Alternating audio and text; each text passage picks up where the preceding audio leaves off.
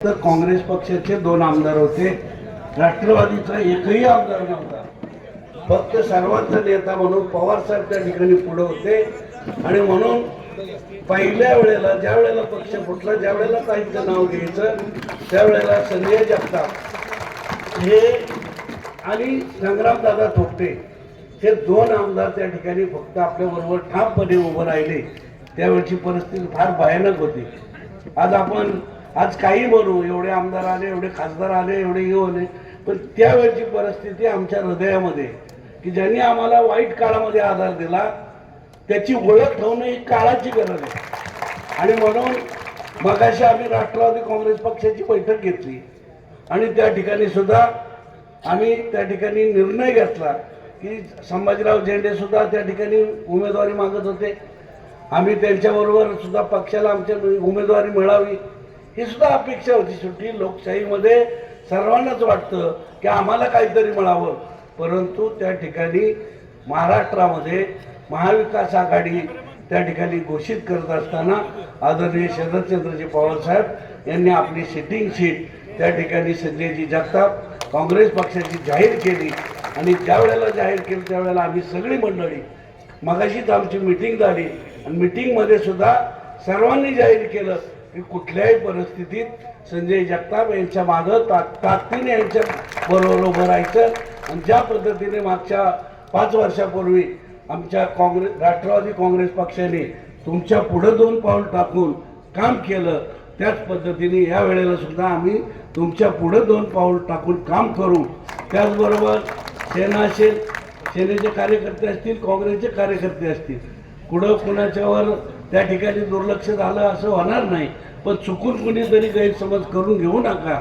आपण सगळेजण आदरणीय शरदचंद्रजी पवार साहेब आणि महाविकास आघाडी याच्या पाठीमागं उभे राहणार आहोत. तेव्हा मी आपणा सर्वांना विनंती करेल की कुणी त्या ठिकाणी मान अपमान, मला हे मिळालं नाही, मला कुणी बोलवलं नाही, मला कुणी सांगितलं नाही, हे मनामध्ये न ठेवता ज्या वेळेला आपल्याला या महाविकास आघाडीचा एखादा मेसेज येईल किंवा आपल्याला ज्या वेळेला कळेल त्यावेळेला आपण त्या ठिकाणी आलं पाहिजे.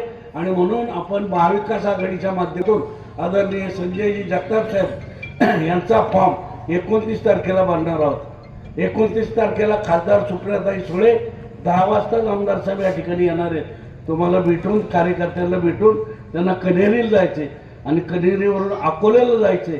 तेव्हा ते सकाळी 10 वाजता येणार आहेत. सकाळीच माझा त्यांचा फोन झाला, ताई सुद्धा त्या ठिकाणी येणार आहेत, पवार साहेब सुद्धा या मतदारसंघामध्ये येणार आहेत. आणि तुम्ही आम्ही सगळ्यांनी एकजुटीने मागच्याप्रमाणे, मागच्यापेक्षाही जास्त आघाडीने त्या ठिकाणी संजयजी जगताप यांना आपण निवडून द्यावं असं एक या ठिकाणी आव्हान करतो. आणि जीव वाचवण्यासाठी पळायला लावणारा एक जीवाणू सुसाट सुटला आणि देशाची, राज्याची आणि गावोगावची काय प्रत्येक कुटुंबाची एक हानी झाली.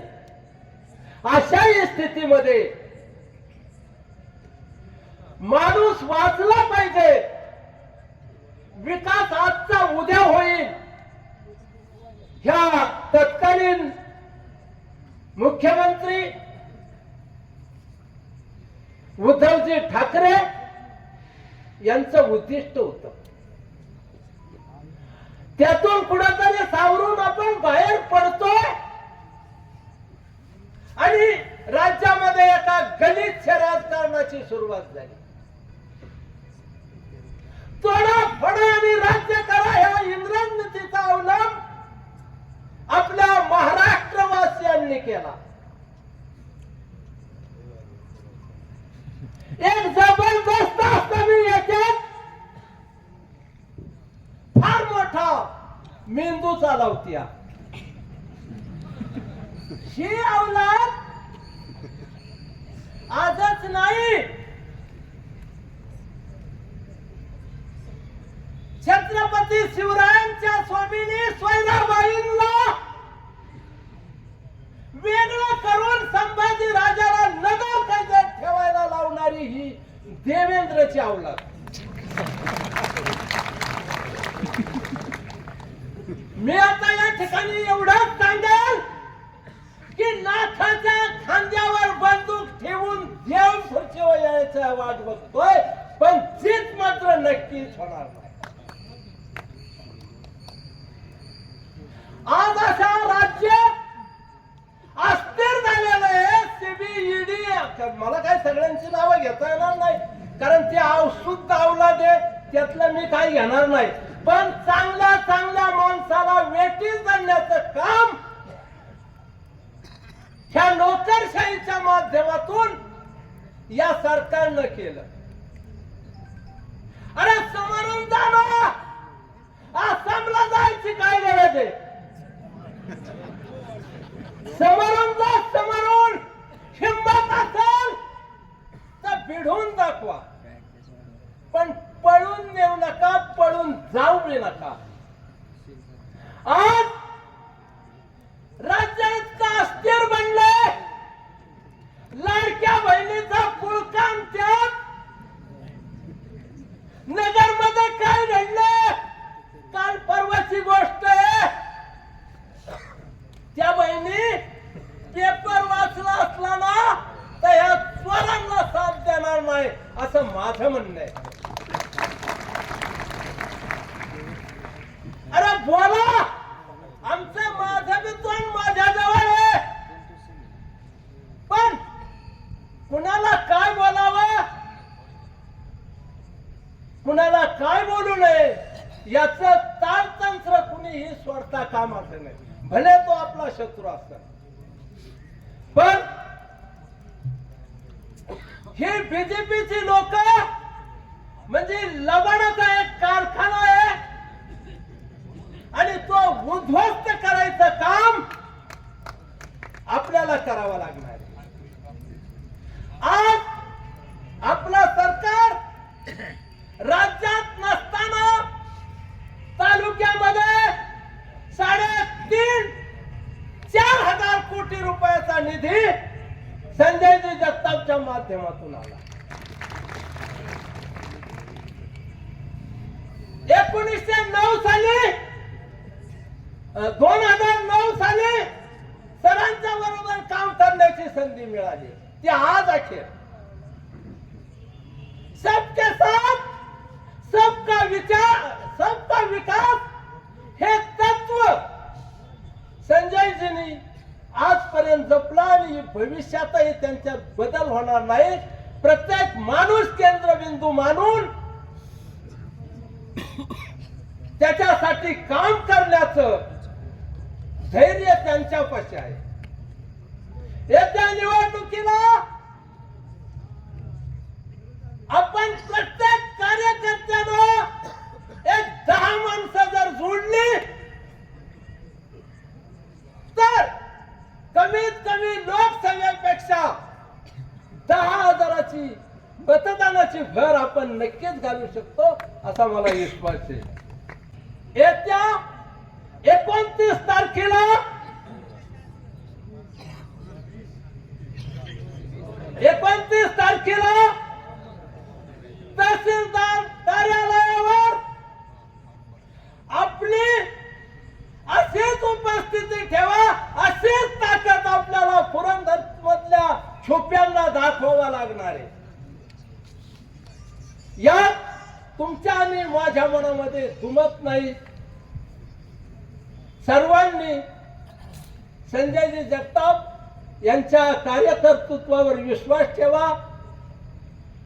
हा महाराष्ट्र छत्रपती शिवरायांचा आहे, हा महाराष्ट्र छत्रपती संभाजी महाराजांचा आहे, हा महाराष्ट्र शाहू महाराजांचा आहे आणि पुरंदर तालुका हा उमाजी नायकांचा महात्मा फुलेंचा आहे. हे आपण विसरता कामा नये.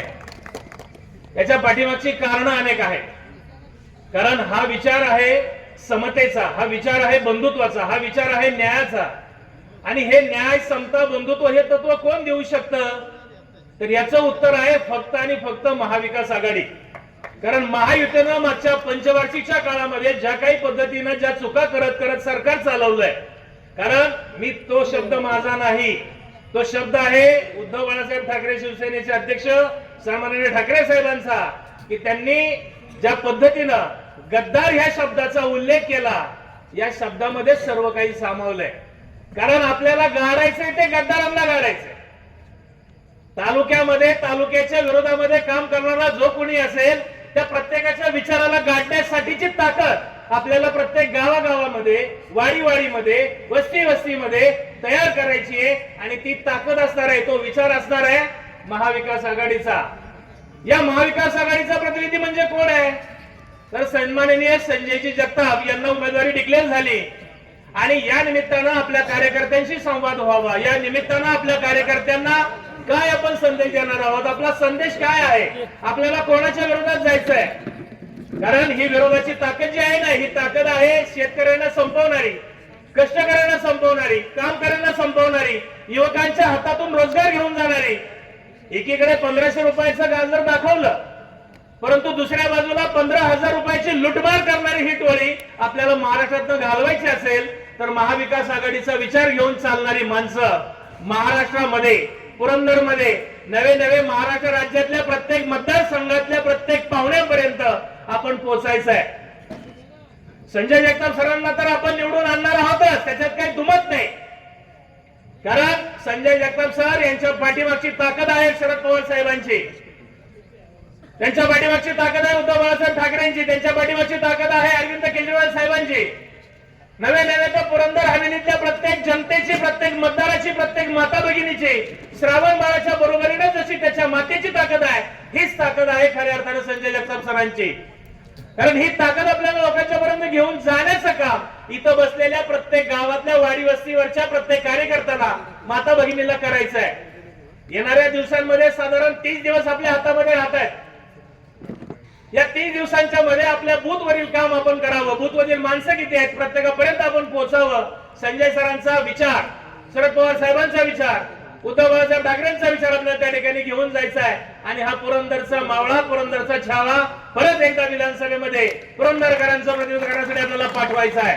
कारण या सगळ्या गोष्टी होत असताना मी एवढा मोठा नक्कीच नाहीये, परंतु मी एक वाक्य या ठिकाणी नक्कीच सांगेल की संपूर्ण समुद्र गढूळ झाला म्हणून डोक्याला हात लावून बसण्यापेक्षा त्यातील एक ओंझाळभर पाणी बाजूला घेऊया, ते स्वच्छ करूया. हा पुरंदर हवेली, नवे पूर्ण महाराष्ट्र, हा महाराष्ट्र स्वच्छ झाल्याशिवाय राहणार नाही. कारण हा महाराष्ट्र गढूळ करणाऱ्यांना आपल्याला बाजूला काढायचा आहे, त्या गद्दारांना बाजूला काढायचं आहे, त्या खोट्या वागणाऱ्या खोके सरकार मधल्या लोकांना बाजूला काढायचं आहे. आणि अशी मानसिकता ज्यांनी तयार केली, हिंदुत्वाचा मुद्दा ज्यांनी समोर आणला, आणि हिंदुत्व म्हणजे काय आपण हे विसरलोय की काय कळलं नाही. आज माणसाकडे बघायचं म्हणलं तर समोरचा माणूस हा हिंदू, हा अमका, हा तमका, हे स्वरूपातली आपण भूमिका घ्यायला लागलोय. अरे समतेचा विचार, न्यायाचा विचार, बंधुतेचा विचार कुठे गेलाय? हा कष्टकरी, हा कामकरी, हा शेतकरी, हा युवक, हा विचार कुठे गेलाय? या स्वरूपामध्ये आपल्याला खऱ्या अर्थानं काम करावं लागणार आहे. म्हणून आज आपण सर्वजण या ठिकाणी एकत्र आलोय ना, हे एकत्र आलोय ते म्हणजे खऱ्या अर्थानं आपला विचार, संजय सर जगताप हे आपले विचार आहेत. महाविकास आघाडीच्या विचारांचा कार्यकर्ता, नेता म्हणून आपल्याला त्यांना पुरंदर हवेली मतदारसंघामधून भरघोस मताने निवडून द्यायचं आहे. कोण काय म्हणे, कोणाची काय भूमिका असेल याच्याकडे न पाहता त्याच्या भूमिकेला शुभेच्छा द्याव्यात आणि आपण पुढे चालावं. कारण ही भूमिका छत्रपती संभाजीराजेंनी घेतली होती त्या काळामध्ये, आज परत एकदा ती भूमिका आपल्याला घ्यायची वेळ आलेली आहे. आचार्य बोलताना बऱ्याचशा ठिकाणी म्हणायचे की आपल्याला पुरंदर घडवायचा आहे, पण हा पुरंदर घडवत असताना तो विचारांचा, संस्कृतपणाचा, तो विचारांचा नवे तर प्रत्येकाच्या कामकऱ्याच्या, कष्टकऱ्याच्या हाताला काम देणारा आपल्याला घडवायचा आहे. आणि हा पुरंदर घडवण्यासाठी आदरणीय सुप्रियाताई सुळे, आदरणीय संजय जगताप यांनी पाठीमागची 5 वर्षे दिली. कोरोनाच्या काळामधले सगळं काम आपण आठवा की या सगळ्या पातळीमध्ये आपण प्रत्येकानं पुढे येऊन प्रत्येक अडीअडचणीसाठी आपण काम केलंय. येणाऱ्या काळामध्ये सुद्धा आपल्याला हेच काम परत एकदा उभं करायचंय. मी या ठिकाणी उपस्थित सर्वांना विनंती करेल की असलेल्या राहिलेल्या काळामध्ये आपण सर्वांनी एकजुटीनं, एक दिलानं, एक विचारानं गावामधील राष्ट्रवादी काँग्रेस शरदचंद्रजी पवार साहेब गट, उद्धव बाळासाहेबजी शिवसेना गट, आम आदमी पार्टी, काँग्रेस पार्टी 2 पावलं मागं सरून प्रत्येकानं पुढे येऊन प्रत्येकाच्या दृष्टिकोनात मान सन्मान ठेवून एक मतदान आपण करून घेऊया आणि हा महाविकास आघाडीचा शिलेदार परत एकदा आपण त्या ठिकाणी विधानसभेमध्ये पाठवूया आणि भरघोस मतानं पाठवूया. मला या ठिकाणी बोलण्याची संधी दिली त्याबद्दल मी संयोजकांचं आभार व्यक्त करतो आणि जाता जाता फक्त एकच सांगतो कि जब तक सफल न हो चैन की नींद त्यागो तुम, संघर्षों का मैदान छोड़कर मत भागो तुम, कुछ किए बिना जय जयकार नहीं होती, कोशिश करने वालों की कभी हार नहीं होती, कभी हार नहीं होती. धन्यवाद. धन्यवाद सर. या ठिकाणी निलेशजी कोंढरे, आंबेगाव. ताईंच्या वेळेस लोकसभेची निवडणूक लढवली त्यावेळेस आपण सगळ्यांनी एकजुटीने एकत्र येऊन ती लढाई जिंकली आणि ताईंना बहुसंख्य मतांनी निवडून दिलेलं आहे. आणि तीच एकी आज आपल्याला या 2024च्या विधानसभेच्या निवडणुकीमध्ये दाखवायची आहे. सर मला आवर्जून सांगावं असं वाटतं की लोकांना निवडणुका जिंकण्यासाठी ऍस्ट्रॉलॉजिस्टची नेमणूक करावी लागते. विविध एक रंग त्यांना निवडावा लागतो, तो त्यांचा लकी रंग असतो. पण सर आज आपण इथे येणाऱ्या सगळे हे आपले मावळे म्हणायला हरकत नाही. यांच्या चेहऱ्यावरची जी तेज आहे हे आपल्याला सांगून जाते की 2024 मध्ये ज्यावेळेस 23 तारखेचा निकाल येणार आहे त्यावेळेस सर आपल्याच माथी गुलाल आणि जेजोबीचा खंडोबाचा भंडारा हा आपल्याच माथी असणार आहे. हा आत्मविश्वास व्यक्त करताना आपण फक्त सगळेजण एकत्र येऊन फक्त प्रचार करणं ही एक गोष्ट नाहीये. कारण ज्यावेळेस आपण 2009, 2014 आणि 2019 या तीनही वर्षातल्या निवडणुकींचा जर आपण अभ्यास केला तर त्यावेळेस आपल्या पुढे फक्त एकच विरोधक होता. पण आज 2024 ची ज्यावेळेस आपण निवडणूक बघतो त्यावेळेस समाज आपल्याला विरोध करणारे फार मोठं असं कुणी नाहीये, पण छोटे छोटे काही आपल्यातलेच काही बाहेरचे अनेक विरोधक तयार होत आहेत. मला यावेळेस छत्रपती शिवाजी महाराजांच्या युद्धनीतीची आठवण येते. कारण ज्या वेळेस अशा प्रकारे अनेक शत्रू आपल्यावरती चाल करून पाहतात त्यावेळेस आपण पहिल्यांदा समोरच्यांची युद्धनीती जाणून घ्यायची असते आणि त्यानंतर आपण आपली युद्धाची किंवा आपली मोहीम आखायची असते. आज आपण बघतो ही काही आपल्याला हरवणारी किंवा अशी काही मोठी टीम नाहीये, एवढं दम तर त्यांच्यात नक्कीच नाहीये. पण हे मतांचं राजकारण करणार आहेत. यासाठी आपण जी ही निवडणूक लढवणार आहोत त्याच्यासाठी आपल्या सगळ्यांमध्ये एकी आणि सुसूत्रतापणा असणं फार गरजेचं आहे. जसं याआधी आपण अनेक सभा झाल्या त्याच्यामध्ये आपण या निवडणुकींचा जो काही प्रचार आहे प्रसार आहे तो कशा पद्धतीने करायचा आहे याचं नियोजन देखील आपण केलेलं आहे. त्याच्यामध्ये असतील मतदारांच्या यादींचा अभ्यास करणं. मी आपल्याला सगळ्यांना वाटेल की या विषयावरती बऱ्याचदा अनेकदा बोलून झालेलं आहे, पण मी पुन्हा पुन्हा सांगते की प्रचार ज्यावेळेस करत असतो त्यावेळेस मतदान यादीचा अभ्यास करणं फार गरजेचं आहे. कारण निवडणुकीचा जर गाभा म्हटलं तर ती मतदान यादी असते. त्या पद्धतीने आपण सगळेजण काम करणारच आहोत. दुसरं महत्वाचं म्हणजे आपण ज्यावेळेस प्रचार करणार आहोत तो प्रचार करत असताना अगदी हे मी तीनही आघाडी महाविकास आघाडीच्या सगळ्या कार्यकर्ते पदाधिकाऱ्यांना आवर्जून सांगतेय एक बदल म्हणजे आपण सोशल मीडियाचा वापर तर सगळेजण करतोय. सरांनी आतापर्यंत 5 वर्षामध्ये प्रत्येक गावामध्ये ज्या ज्या काही सुविधा केलेल्या आहेत जी जी कामं केलेली आहेत या सगळ्यांचे असंख्य फोटोज आहेत, व्हिडिओज आहेत, ते सगळीकडे व्हायरल होत आहेत. आपण सगळेजण स्टेटसला ठेवतोय, लोकांपर्यंत पोहोचवतोय. पण त्याच्यामध्ये आपल्याला एक छोटासा बदल करणं गरजेचं आहे. उदाहरणार्थ आपण जर घेतलं तर प्रत्येक गावांमध्ये आपण व्हॉट्सअप ग्रुप्स तयार केलेले आहेत.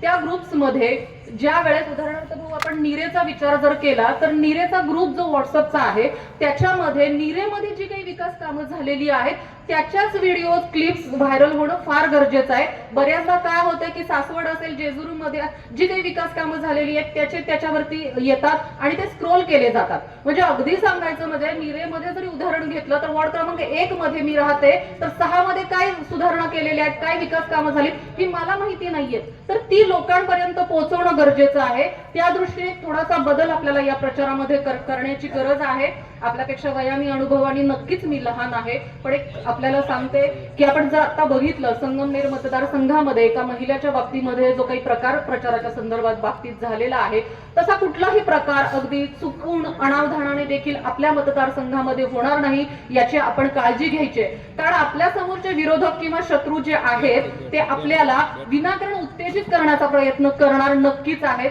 तर त्यावेळेस आपले आदरणीय नेत्याची जी सगळ्यात मोठी खासियत आहे संयम. आपल्या विरोधकांनी जरी आपल्या बाबतीमध्ये अशा कोणत्याही चुकीच्या गोष्टी करण्याचा प्रयत्न जरी केला तरी देखील आपण ते संयमाने हाताळायचंय. अशा प्रकारे उत्तेजन किंवा उत्तेजार्थ कुठलीही भूमिका झाली नाही पाहिजे, आपल्याकडून कृती नाही झाली पाहिजे जेणेकरून आपल्या प्रचारामध्ये कुठल्याही प्रकारचं गालबोट लागेल. आता आपण जर बघितलं 2024च्या ही जी निवडणूक आहे त्याच्यामध्ये आपल्या तिन्ही पक्षांना एकत्र लढायचं आहे. आपण कोरोनाचा काळ बघितला, आपण सगळेच इतर 2-2.5 वर्ष तर कोरोनामध्ये गेलेली आहेत. 2.5 वर्षांमध्ये आपण राहिलेले 2.5 वर्षांमध्ये सर अहोरात्र झटलेले आहेत. मला नाही वाटत की तालुक्यातलं असं कोणतंही एक गाव असेल तिथं सरांनी विकास कामं केली नसतील. आणि आता आदरणीय झेंडे साहेबांनी तर आपल्याला इतकी मोठी ग्वाही दिलेली आहे की जेवढं आम्ही ताईंच्या वेळेस पडलेलो आहोत त्याच्यापेक्षा जास्त आम्ही पळणार आहोत. तर मला वाटतं याच्यापेक्षा आणखीन काय आपल्याला हमी पाहिजे हे ऐकून एवढं हे झालेलं आहे की म्हणजे आज मला असं वाटतं की आज 2024 तर ज्या वेळेस 23 तारखेला निकाल लागणार आहे त्यावेळेस आपल्या सगळ्यांच्या भरोश्यावरती, आपल्या सगळ्यांच्या खात्रीने आणि विश्वासाने सरांना मी आज आवर्जून शब्द देते, सर 23 तारखेचा गुलाल हा आपल्याच माथी लागणार आहे. आणि परत एकदा मी मगाशी सहज या ठिकाणी बाजीराव नाना कुंजीरांना विचारलं की समोर बसलेली गर्दी किती असेल नाना. त्या नाना म्हणल्यात आता किमान 4-5 हजाराची गर्दी असेल. जर 5 हजाराची गर्दी पकडली आणि कुणी काहीही काम केलं नाही, प्रत्येकाने फक्त एकच काम केलं, प्रत्येकाने फक्त 50 मतं जोडली, फक्त 50 मतं जोडली तर तुम्हाला 2.5 लाख मतं मिळतात. आणि 2.5 लाख मतं मिळाली तरी तुमची सर्वांची स्वतःची किमया राहणार आहे. आणि ही गोष्ट कृतीतून करावी लागणार आहे. आपल्याला समोरचे उमेदवार कोण उभे आहेत, कोण काय करणार आहे, कोण काय वाटलं, कोणी काय दिलं, कोण काय देणार आहे, याच्यापेक्षा जो उमेदवार शाहू फुले आंबेडकर शिवाजी महाराजांची विचारधारा जपणारा आहे, सर्वसामान्य माणसांना बरोबर घेऊन जाणारा आहे, सर्वसामान्य माणसाला संवाद बैठक अशी तर 29 तारखेची सभा कशी, आणि मग 20 तारखेचं लीड किती आणि 23 तारखेचा गुलाल किती. आजच्या संवाद बैठकीचे फोटो गेले, उद्या बरेचसे भरणारे फॉर्म कॅन्सल होतात की काय, अशी एक शंका या ठिकाणी मला वाटायला लागते. मी डॉक्टर रामदास सुभाष कुटे, जेजुरी इंडस्ट्रियल मॅन्युफॅक्चरर्सचा असोसिएशनचा प्रतिनिधी, माझे सहकारी कार्याध्यक्ष रविभाऊ जोशी, उपाध्यक्ष पांडुरंगजी सोनवणे, सचिव राजेशजी पाटील, लाखे साहेब यांच्या सर्वांच्या वतीनं आणि सर्वच उद्योजकांच्या वतीनं उद्योग मित्र आणि उद्योगप्रिय आमदार संजयजी जगताप यांना पाठिंबा देण्यासाठी आणि शुभेच्छा देण्यासाठी आपणा सर्वांसमोर उभा आहे. खरं तर आजपर्यंत उद्योग किंवा उद्योजकांकडे कुणीच बघितलं जात नाही, परंतु 2019 नंतर परिस्थिती बदलली. खरं तर 2009 ते 2019 हा काळ पुरंदरसाठी जेवढा वाईट होता त्याच्याही पेक्षा पुरंदरच्या उद्योग जगतासाठी वाईट होता आणि म्हणून आम्ही या ठिकाणी उपस्थित आहोत. 2024 ची निवडणूक मित्रांनो खूप अर्थानं महत्वाची आहे. ही निवडणूक दर 5 वर्षांनी येणारी विधानसभेची निवडणूक इथपर्यंत याचं महत्व नाही, तर ही निवडणूक महाराष्ट्राचं भविष्य घडवणारी निवडणूक आहे. या देशावरती इंग्रजांनी राज्य केलं. 1 मे 1960 साली द्विभाषिक मुंबई राज्याचं विभाजन होऊन गुजरात आणि महाराष्ट्र राज्य निर्माण झालं. इंग्रजांनी जेवढा अन्याय या देशावरती केला नाही, द्विभाषिक राज्य असताना जेवढा अन्याय या मुंबई आणि महाराष्ट्रावरती झाला नाही, तेवढा अन्याय गेल्या 2.5 वर्षाच्या काळामध्ये सरकार जरी नाथाचं असलं तरी ते देवेंद्र किंवा नरेंद्राच्या चावीनं चालत असल्यामुळे तो झालेला आहे. आणि हा अन्याय दूर करण्याची ही निवडणूक आहे. आदरणीय पवार साहेब एक गोष्ट नेहमी सांगतायत, जेव्हापासून लोकसभेची निवडणूक झाली हा भाजपचा उन्मत्त हत्ती लोकसभेच्या निवडणुकीच्या निमित्तानं उत्तर प्रदेश आणि महाराष्ट्राने रोखला. आणि म्हणून सगळं काही आपल्या मनाप्रमाणे करणाऱ्या सरकारला देखील प्रत्येक गोष्टीमध्ये विचार करावा लागतोय. आणि ही खरं तर महाराष्ट्रानं लोकसभेच्या निवडणुकीमध्ये 31 जागा जिंकून ताकद दाखवून दिली. आपण सगळेजण त्याला जबाबदार आहात. आपण सगळ्यांनी महाविकास आघाडीच्या पाठीमागे खंबीरपणे उभे राहिले आणि म्हणूनच आज देशामध्ये लोकशाही काही अंशी तरी टिकून आहे याची साक्ष अधिवेशनाच्या काळामध्ये पडते. परंतु गेल्या 2-2.5 वर्षामध्ये माझे सहकारी आपचे त्यांनी उल्लेख केला, परंतु या सरकारनं उच्छाद मांडलाय असं म्हटलं तो वावगं ठरणार नाही. कायदा सुव्यवस्थेचं वाटोळं केव्हाच झालेलं आहे. आर्थिक गडी विस्कटलेली आहे. कर्जाचा बोजा महाराष्ट्रावरती किती आहे हे लिहायचं म्हटलं तर अनेकांना त्या 9 लाख कोटीवरती टाकलेले शून्य किती असतील इतका कर्जाचा बोजा आहे. आणि तरी देखील सरकार वाटेल त्या घोषणा, वाटेल त्या योजना जाहीर करतंय की ज्या भविष्यामध्ये कधी शक्य होणार नाही. एका यांनी उल्लेख केला की महिलेला 15,000-1500 रुपये महिन्याला दिले जात आहेत, परंतु महिलांच्या आधाराबद्दल काय आहे याचा जर विचार केला तर या सरकारचं गव्हर्नन्स बाबतीत किंवा प्रशासन चालवण्याबाबतीत कसलंही सोयीसुतक नाही. फोडा, झोडा आणि राज्य करा ही नीती त्यांनी राबवलेली आहे. आणि म्हणून हे जर बदलायचं असेल तर म्हणून पवार साहेब नेहमी म्हणतायत की मला हे सरकार घालवायचं आहे, मला जनसामान्यांचं सरकार आणायचं आहे, मला पुरोगामी विचारांचं सरकार आणायचं आहे. आणि म्हणून ही निवडणूक केवळ 288 आमदार निवडण्याची नसून हे 288 आमदार आपल्याला विधानसभेमध्ये जाऊन नेऊन बसवायचे आहेत की जे 288 आमदार महाराष्ट्राची विस्कटलेली घडी पुन्हा एकदा जाग्यावरती आणणार.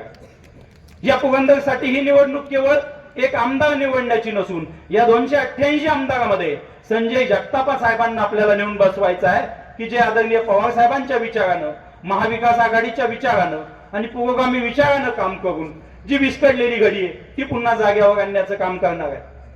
खरं तर महाविकास आघाडीमध्ये अनेक पक्ष आहेत. राष्ट्रवादी काँग्रेस शरदचंद्र पवार पक्ष आहे, काँग्रेस आहे, आप आहे, शिवसेना उद्धव बाळासाहेब ठाकरे आहे. याच्याही पेक्षा ज्याला ज्याला महाराष्ट्राचं प्रेम आहे, ज्याला ज्याला महाराष्ट्राबद्दल तळमळ आहे, ज्याला ज्याला महाराष्ट्राचं होणारं वातावरण थांबवण्याची इच्छा आहे, त्यानं प्रत्येकानं महाविकास आघाडीला मतदान केलं पाहिजे. आणि ती ठरवण्यासाठीची ही बैठक आहे. मागच्या 5 वर्षापूर्वी एका कार्यकर्त्यांनी, खूप सरपंचांनी चांगला उल्लेख केला. 19ला संजयजी जगताप आमदार झाले, 2 वर्ष कोरोनामध्ये गेले आणि 2.5 वर्षामध्ये तर काही पण चाललंय. म्हणजे इथं सरकार कोणाचं आहे, लोकप्रतिनिधी कोण आहे याचं कसलंही सोयीसुतक ना इथल्या प्रशासनाला राहिलेलं आहे ना सरकारला राहिलेलं आहे. याच्यात पलीकडे जाऊन उद्योगाचे देखील प्रचंड हाल चालू आहेत. आपण वर्तमानपत्रामध्ये वाचतो, जीएसटी असेल किंवा इथले उद्योग गुजरातला नेण्याचं असेल. मला अनेक इथले उद्योग गुजरातला गेलेत ही गोष्ट आपल्याला माहिती आहे, पण गुजरातमधनं काही उद्योग इथं येत आहेत ही गोष्ट आपल्याला माहित नाहीये. आणि ते उद्योग म्हणजे गुजरातमधले ड्रग्ज इथं विकले जातात, गुजरातमधले चुकीचे उद्योगधंदे इथं आणले जातात. मुंद्रासारखे एक बंदर आहे. आज जेएनपीटी आमदार साहेब, जे खूप मोठं काम जेएनपीटी मध्ये होत होतं, आज जेएनपीटी ओसाड पडल्याची अवस्था आलेली आहे. आपण नंतर बघूया इथं कार्गो व्हायचं का काय व्हायचं. परंतु जर महाराष्ट्रामध्ये उद्योगधंदाच राहिला नाही तर तुमच्या या कुठल्याही गोष्टीला काही अर्थ नाही. आणि जर हे सरकार आपल्या बदलू शकलो नाही तर अनेक वाईट अवस्था, अनेक वाईट संकट या महाराष्ट्रावरती आणि तुमच्या माझ्यावरती येणार आहेत. आणि ह्या गोष्टी जर आपल्याला थांबवायच्या असतील तर आदरणीय संजयजी जगताप साहेबांना आपल्याला निवडून द्यावं लागेल, द्यावंच लागेल. त्यामुळे मला मेसेज नाही आला, माझं व्हॉट्सअपमध्ये नावच नाही, माझं नावच नाही घेतलं, या मानपानाला आज मी तिला अजिबात थारा नाही. पुढचे 25-30 दिवस मानपान नाही. एकच महाराष्ट्र धर्म आपल्याला ठेवला पाहिजे आणि महाराष्ट्र धर्माचं रक्षण आदरणीय पवार साहेबांच्या नेतृत्वाखाली फक्त आणि फक्त महाविकास आघाडीच करू शकते. हीच गोष्ट आपल्याला आपल्या माध्यमातून प्रत्येक मतदारांपर्यंत गेली पाहिजे. आमदार साहेबांबद्दल मी जास्त काही बोलणार नाही, परंतु उद्योगांच्या बाबतीतलं त्यांचं खूप मोठं योगदान आहे. आमदार साहेब, आम्ही 10 वर्ष खूप पिचलो होतो. आपण आल्यानंतर आम्हाला खूप मोठी मदत मिळाली. अनेक कारखाने जेजुरी औद्योगिक वसाहतीतले त्यांची भूक भागत नाही किंवा गुंडांना पोचलं जात नाही म्हणून बंद करण्याचा प्रयत्न झाला, परंतु आमदार साहेबांनी या गोष्टीमध्ये अत्यंत खंबीरपणे लक्ष घातलं आणि त्याच्याचमुळे जेजुरी औद्योगिक वसाहत असेल किंवा आजूबाजूचे उद्योग असतील हे भरभराटीला यायला लागलेले आहेत. आणि त्याच्यामध्ये कसल्याही श्रेयाची अपेक्षा न करता आमदार साहेब उद्योजकच संघटनेच्या नव्हे तर कामगार संस्थांच्या देखील पाठीमागं खंबीरपणे उभं राहत आहेत. आणि गेले 5 वर्ष ते आमच्यासाठी रात्रीचा दिवस करतायत. म्हणून आमचाही धर्म बनतो की आम्ही उद्योजक असलो, राजकारणी नसलो तरी देखील एक चांगला माणूस विधानसभेमध्ये प्रचंड मताने निवडून गेला पाहिजे. याच्यासाठी आमचाही खारीचा वाटा आम्ही उचलणार आहोत. आपण सगळ्यांनी ही तयारी ठेवली पाहिजे. पुन्हा एकदा आदरणीय संजयजी जगताप साहेबांना आणि त्याचबरोबर महाविकास आघाडीला शुभेच्छा देतो आणि थांबतो. जय हिंद, जय महाराष्ट्र. धन्यवाद.